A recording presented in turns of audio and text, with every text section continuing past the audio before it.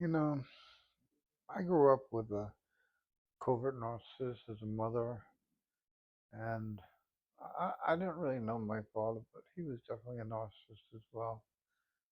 And thank God he left when I was 6, and I didn't have to endure any more. He abused me till I was 6, but I mean, my grandmother caught him beating me up in the crib when I was an infant. I guess apparently because I was crying too much. His attitude is to beat the shit out of me, and I only cried more.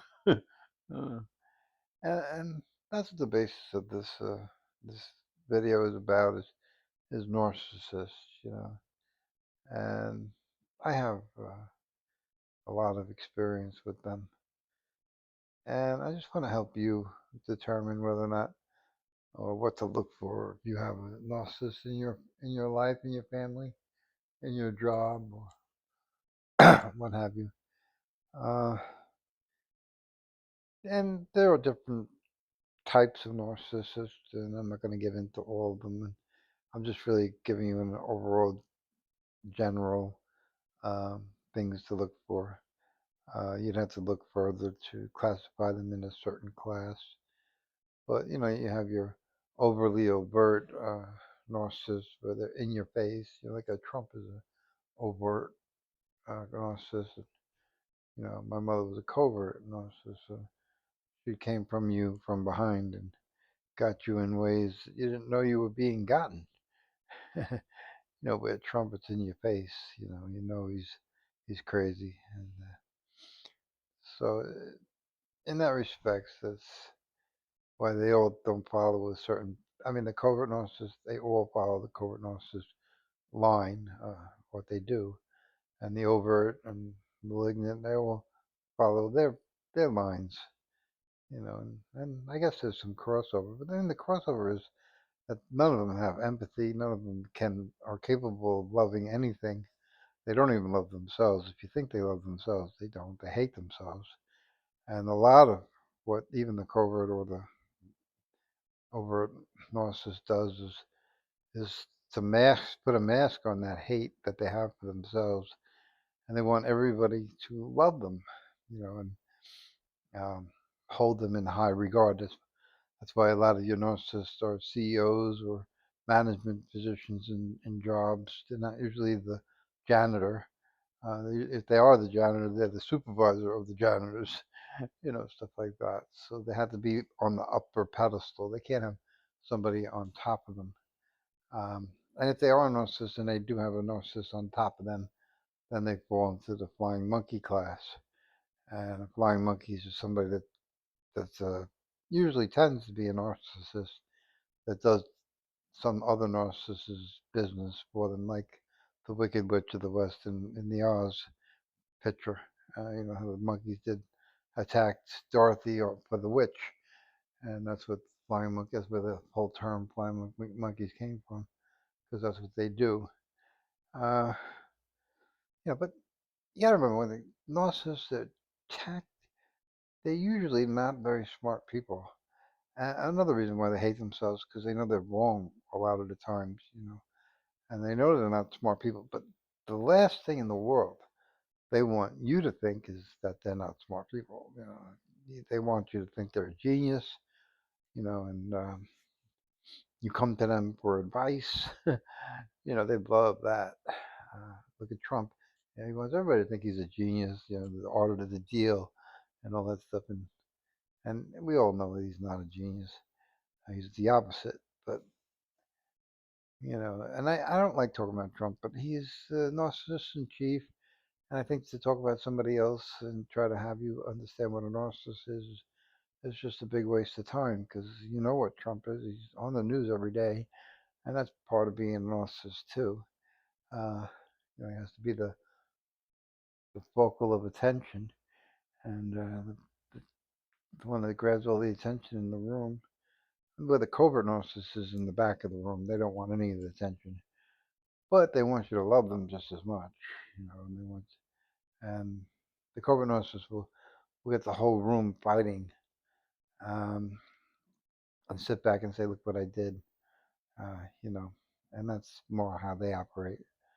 Uh, they get the family fighting, and nobody will blame them. They blame whoever the narcissist targets to fight. And usually it's a scapegoat. They use a scapegoat for those circumstances, and that's why they create the scapegoat so that they look good.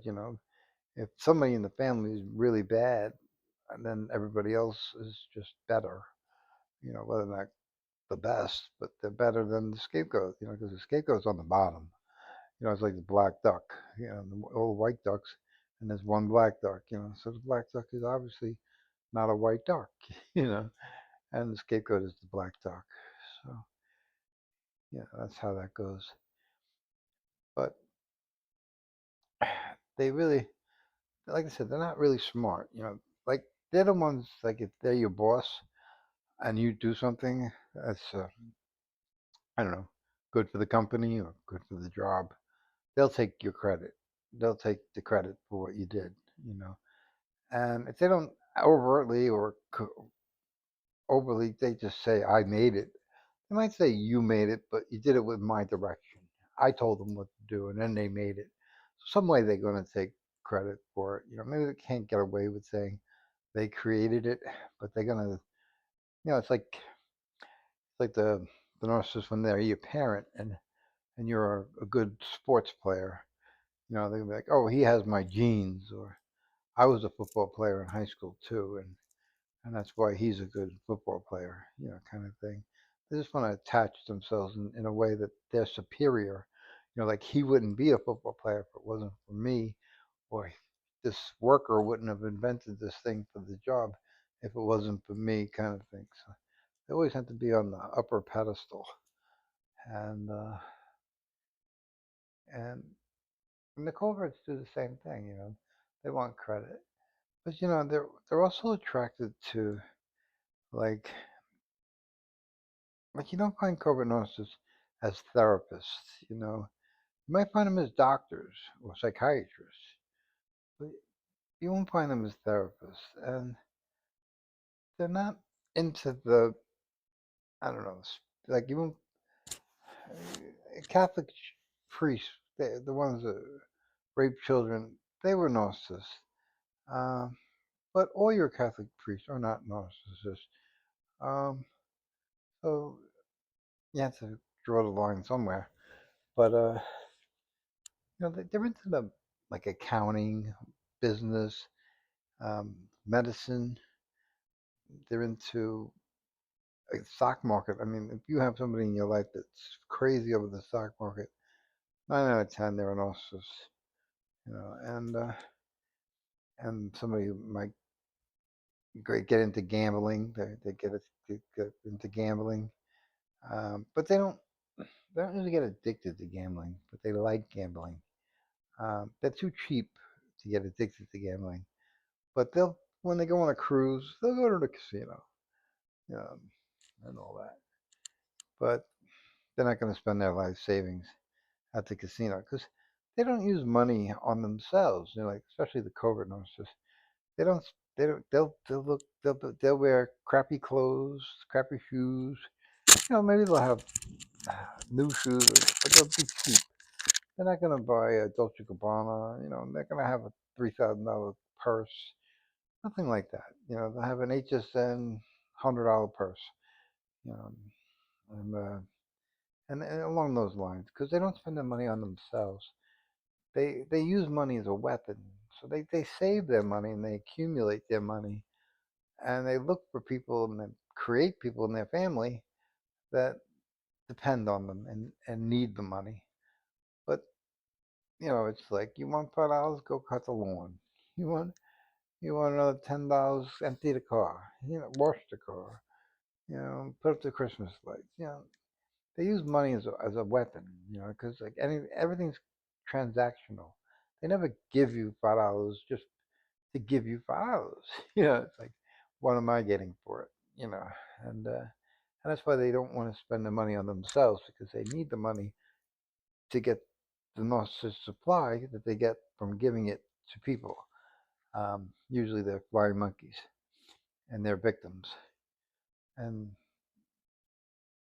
they'll torture a scapegoat with money. They'll be like, "Oh, look, I'm giving your brother $5,000, I'm not giving you anything. Just to draw that line. Like he matters and you don't. And he's the golden child and you're the scapegoat and stuff like that. So they always have to pit the children against each other so that the children don't join forces and come against the covert narcissist or the narcissist.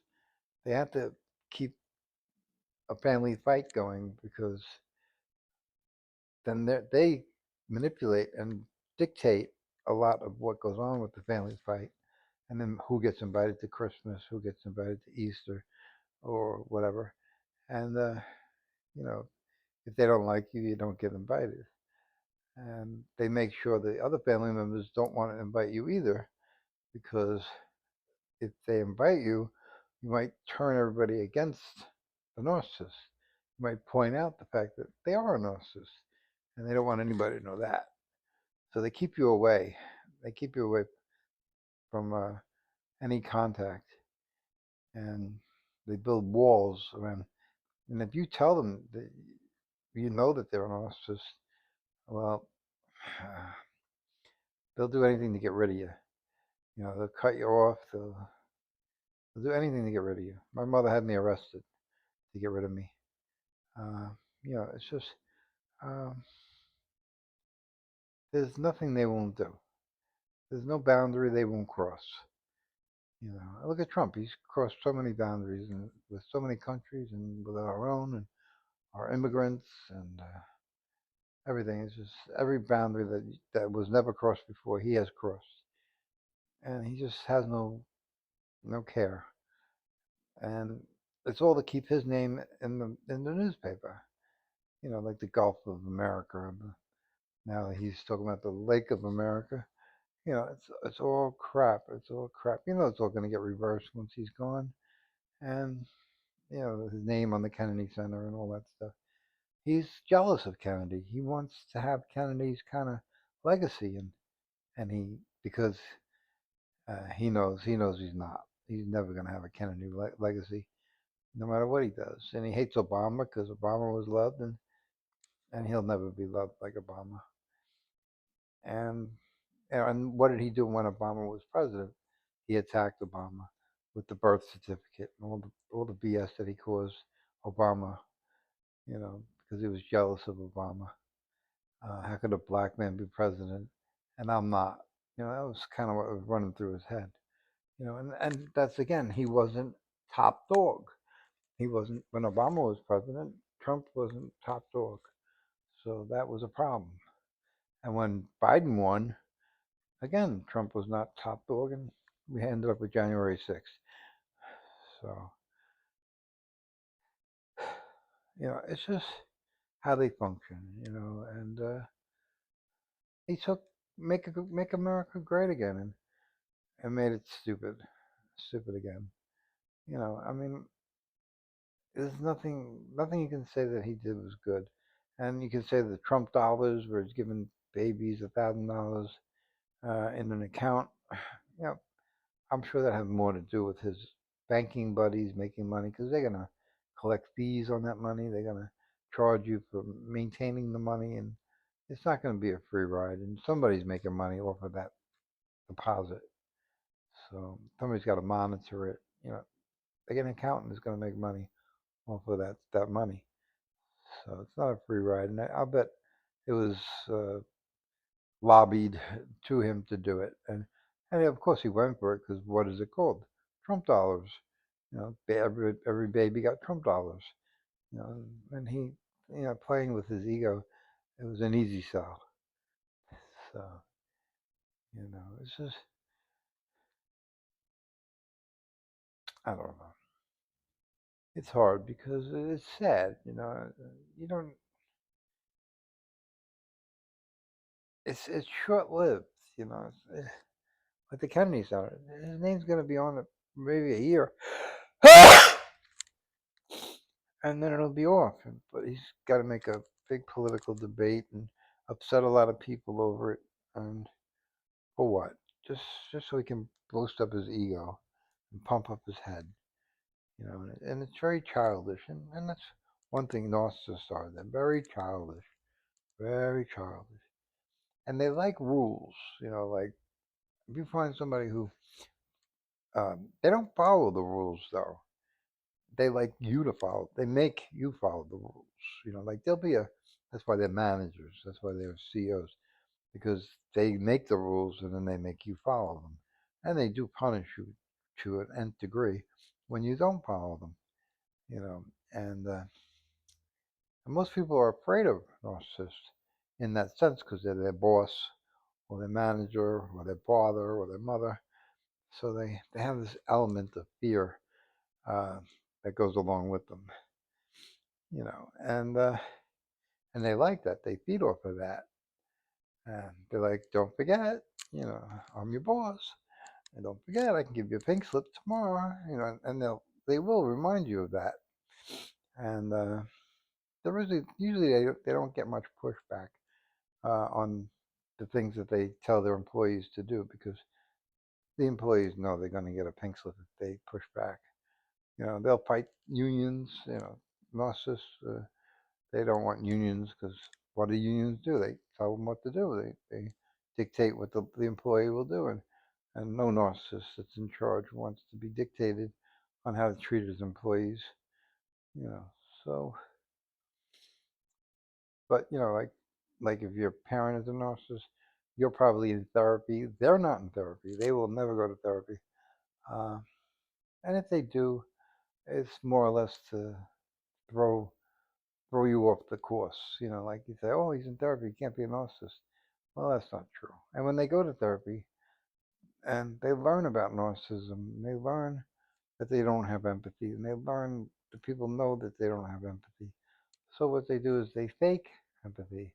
They'll act like they have empathy, and they'll say things, they'll throw things out that would make you think that they had empathy, and they really don't. They're just doing it to um, throw mud in the water and just muddy the waters so it's not so clear that they're a narcissist. But they're a narcissist. You know, so don't let them trick you. They're very much into trickery, manipulation, and like I said, you know, they'll start a fight in a room and sit back and enjoy watching it. You know, and not be and nobody will say that they started it, but they did. You know, so you know they're very tricky. They're very manipulative, very back room. You know, uh,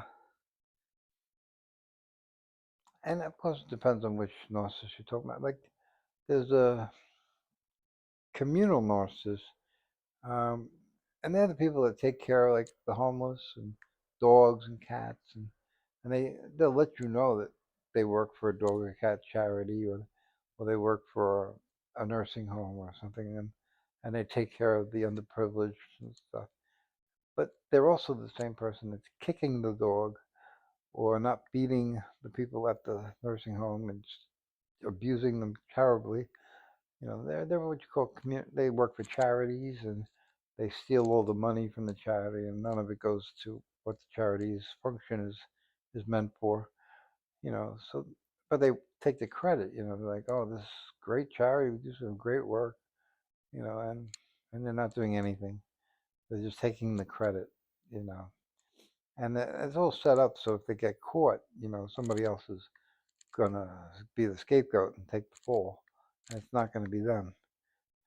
So you know, it's just it's very covert. It's very in the background. You know, they never kick the dog on TV. They never starve the patient on TV.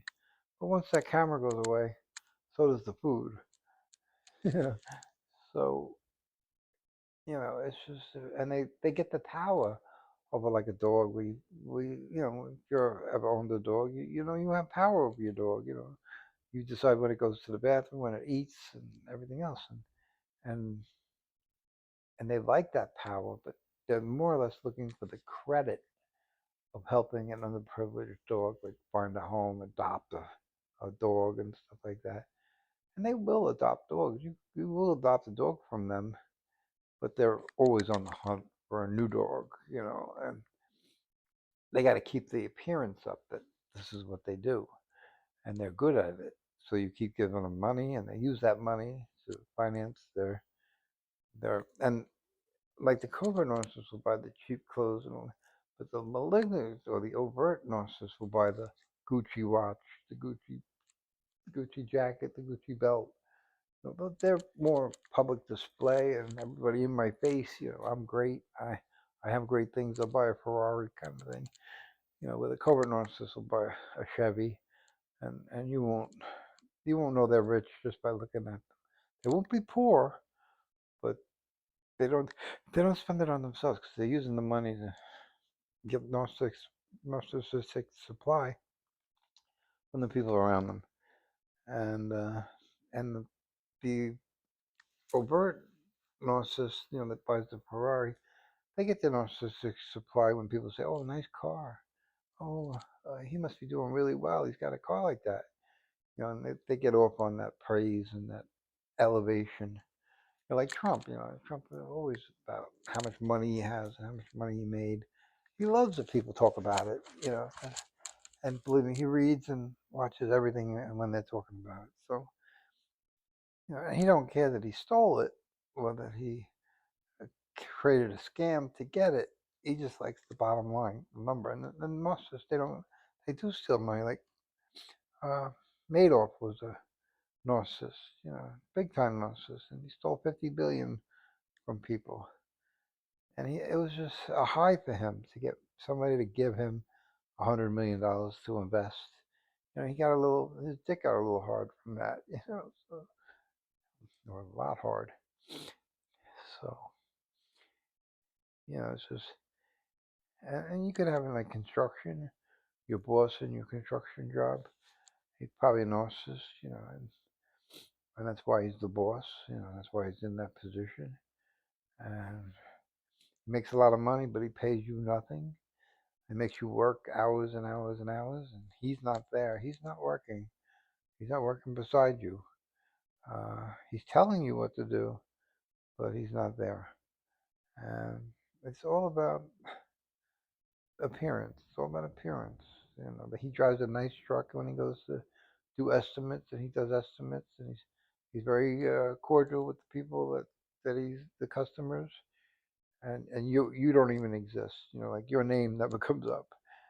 It's always all about him. And the money and all that. It's all about him. So I'm just giving you some basics of what to look for and how to smell out a narcissist in your area. You know, and the boyfriends, if you have a boyfriend that's a narcissist or a girlfriend, you can't have friends. Um, all your friends are gone when you start dating them. The phone is the numbers are deleted. They have access to your phone. They monitor your phone. They want to know everything you do. Uh, they don't want you to talk to your family. They try to cut you off from your family. Um, if you have kids from another marriage or another relationship, they'll hate those kids. They'll treat them like garbage. Um, if you have a kid with this narcissist, then that kid will be king of the family until he grows up and becomes another victim of the narcissist. And when they're young, they're still victims, but they're treated differently um, because it's like when a guy gets a puppy to go meet girls, and the narcissist will use the baby sort of in that way to get more narcissistic supply from people that love the baby and dote over the baby, and he'll get off on that's my baby, kind of thing. So, but when it grows up and it doesn't fall in line with the parent, it wants to go out and as a teenager, whatever, be on its own and have its friends and doesn't want to talk to you. All of a sudden, it's a problem. Yeah, he needs therapy. He he has no friends because they won't allow him to have friends. His friends are no good. You can never have a friend that measures up to the qualities that the narcissist would put on the child that the friend would have to qualify in order to pass. Nobody's going to pass. And the point is, they know they're sick, and they don't want somebody from another family, your friend, coming in the house and saying, Your dad and your mom, they're really sick. They're really sick people. And they're so afraid of that, because like I said, the last thing a narcissist wants to do is be found out, and be exposed, and they think the friends will do that, and that's why you can't have any. Uh, it protects them, and also they don't want to deal with, like, when you have a friend. Usually, the parents of the friend and the parents of yourself, they get along, they talk, they know each other, and the narcissist doesn't want to have anything to do with that. The narcissist does has no desire to be your friend's mother's friend, and again, that's because they know the friend is in the house, and they're afraid that the conversation will be when the friend goes home, to say, you know what Mrs. Johnson did when I was there, and what I saw her do, and things like that. They need control. They're very anal. They need ironclad control over the people around them, and that's why as a boss, they're very strict. They're very, you know you can go on and they'll tell you what you can and can't do and all that stuff, because it's so anal. They're so in control, and and anything out of control, anything you try to do on your own, it threatens their control. So a friend threatens their control. A friend's a friend's parents threatens their control. Uh, it's like a molester that molests his son or molests his daughter. He doesn't want anybody to find out. It's the biggest family secret, and they do whatever they can to have that secret remain a secret, and they'll go in certain paths to achieve that goal. But with the narcissist, it's kind of the same idea. You know, so that's some thunder. Wow, that is some thunder. I haven't heard thunder like that in a long time. So, anyways, you know, narcissists they're a handful. You know, but if you know what to look for, it's like once you see it, you can't unsee it. Once you know someone's a narcissist, there's no turning back. There's no hiding. There's no putting the wool over the veil over the eyes, and acting like you don't know. And everything they do, everything out of their mouth, every action they take, you say, "Yep, that's a narcissist."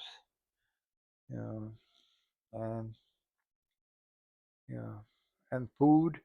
They're horrible cooks. If they're a good cook, they have to be the greatest cook.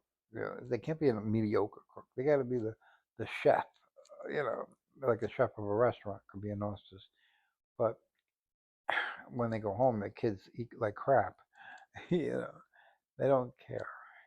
They're using the food to get narcissistic supply. They're not using the food to feed you. You know, and stuff like that. So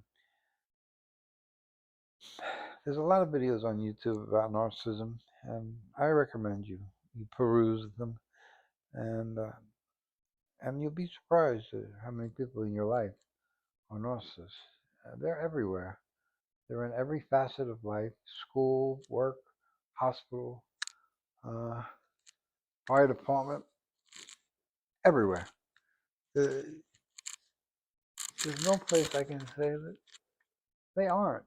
you so military, I mean, everywhere, everywhere.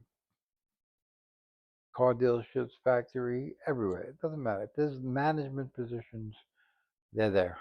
If you want to find a narcissist in the room, just look who's in the front leading the room, the one telling everybody what to do or how to think or what to say. That's the narcissist. The control, everything's so tight around their neck. It's like don't breathe unless I tell you. It's really hard. It's really pathetic. But we're so used to the abuse that we don't see it as abuse. Like me, I was born as a child, beaten up in the crib, so it's very hard. That's not abuse to me. That's just what every parent does. You know, It's normal to get beat up in the crib, that's that's how you think. So, and it's not, you know.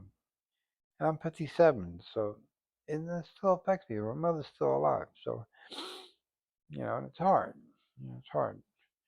Uh, and when she dies, I'll still be affected because her voice, her words will still be in my head, and I'll still hear her even though she's gone. So it's just it's a never-ending thing. It's abuse. It's like a girl when she gets raped. She'll be 80 years old and she'll still be talking about that rape like it was yesterday. And all the therapy in the world's not going to change that. So enjoy your day, and I hope you enjoy my hat.